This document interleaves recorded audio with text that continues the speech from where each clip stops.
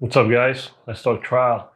Let's talk about that cross-examination, or rather that testimony of Dr. Fowler, and how the defense made the top three critical sins of advocacy when it comes to trying cases to jury. So before we get into all that, brief recap. Dr. Fowler was the defense medical expert. He was supposed to come in and sort of present the medical theory of the defense, how Mr. Floyd died according to the defense, right? So he comes in and he gives all his testimony. And one of the critical things that he talked about was the O2 reading from the blood oximeter, which is the little thing they put on your finger, which kind of shoots light into your finger, and it can tell based on the color of your blood whether you have a lot of oxygen or not a lot of oxygen. And so Dr. Fowler basically says, look, the tests that we have available are not good enough to tell how much CO2 was in George Floyd's body, so we can't disprove the fact that the CO2 emissions from the car that George Floyd was next to contributed to his death, right? We can't disprove that because the only test we have is the blood oximeter, and the blood oximeter can't tell the difference because the color of your blood, according to Dr. Fowler, is not going to be very different if you have anywhere between 2 and I think he said 10% CO2. So it's going to look just about the same. And so your readings are going to be 98% CO2, 98% O2, but that's not really accurate because you could have potentially 90% O2 and 10% CO2, and the test will not be able to tell the difference. So it sounded pretty good. It basically kept the question out there as to whether the CO2 had any effect or did not have any effect from the car exhaust and things like that. And that's where things get real complicated for the defense. That's where the defense made the three top critical sins of advocacy. And those sins are, number one, never hide something from the jury so that the jury is going to think that you're lying to them if that evidence comes out. And in a big case, really in any case, you should anticipate that your opponent is going to be awake enough to bring out any critical pieces of evidence that support their case or that hurt your case. So number one, don't hide any evidence from the jury. Number two, don't put out there a theory or a set of facts that you are saying is what happened when that set of facts can be easily debunked by the physical evidence. The physical evidence is king. There is no arguing with the physical evidence. The physical evidence does not lie. The physical evidence does not have motive. So your theory of the case cannot be easily debunked by the physical evidence. And number three, don't put yourself in a situation where the jury is going to hear from the prosecution's or from the other side's evidence last if you can help it. Obviously, if you're the plaintiff in a civil case, the defense is going to go second and you likely won't get a rebuttal unless something happens. If you're the defense in a criminal case, however, you're likely going to go last on the presentation of the evidence unless you do something to allow the prosecution to come in and do a rebuttal, which is what happened in this case. So all three of those things the defense did in this case. Number one, the prosecution disproved the blood oximeter theory because the theory was that the blood oximeter test is just not good enough because it can't tell the difference of colors.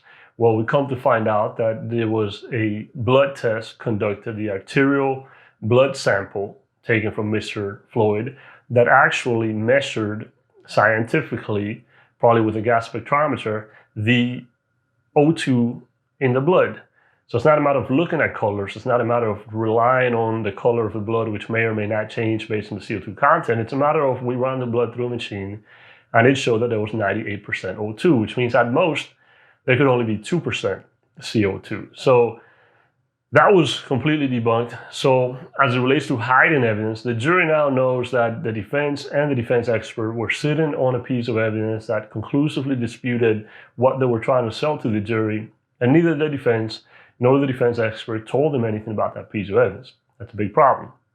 Number two, the CO2 theory, which was kind of crazy to begin with because it sort of came out of left field, was not mentioned in the opening statement, was not really mentioned at any point throughout until Dr. Fowler testified. And it sounded kind of hokey, especially because that's a hybrid car, so it's a hybrid SUV rather, so who knows how much CO2 emissions it has. But point being that it sounded kind of hokey, but they built it up as a defense only to be completely rebutted or completely refuted by the physical evidence of the blood arterial reading because they basically said, look, this is what happened. We can't dispute that because the blood oximeter just can't tell the difference, and they left it at that. But obviously there's a blood test that can tell the difference. That completely refutes the whole idea.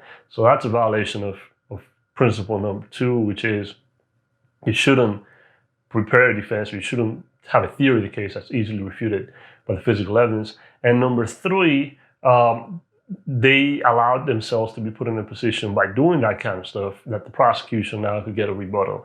And the last thing the jury heard was Dr. Chauvin completely destroying the blood oximeter theory with something that was left unrebutted. There was nothing in cross-examination that was done to challenge the fact that there was a blood arterial sample that was taken and that it shows that it's 90% O2, and that must necessarily mean that there's at most 2% CO2. So that was completely a bad situation for the defense.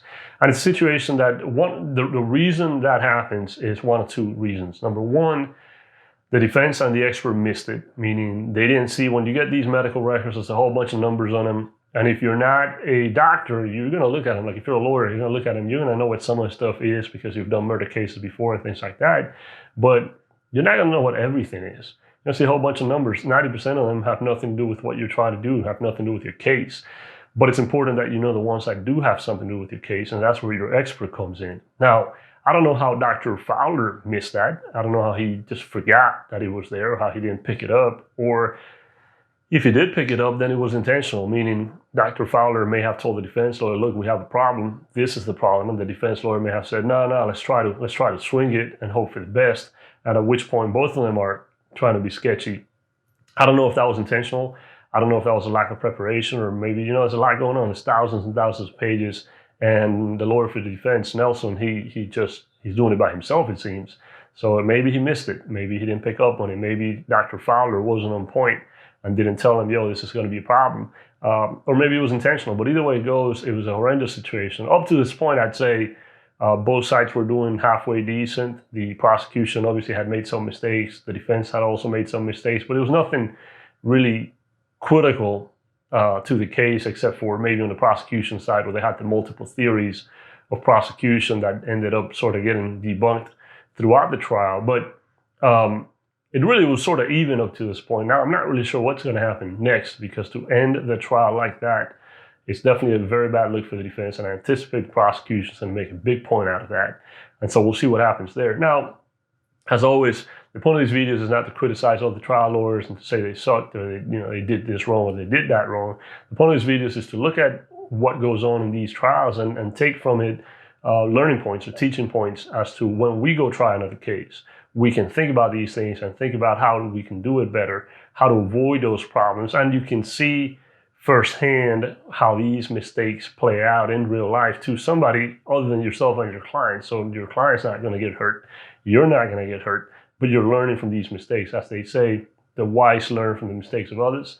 And so that's the point of these videos. So, as it relates to, well, these guys are good lawyers or bad lawyers or whatever, I think they're doing a pretty good enough job. And it's not really my point of these videos to kind of criticize them or criticize their performance or anything like that. So anyway, guys, we'll see what happens. They're closing on Monday, so that should be pretty interesting. And we'll see how the jury gets it and how the jury sees it and how long they're out. I'll catch you again probably on Monday when we see the closing arguments. And otherwise, I guess I'll see you next time.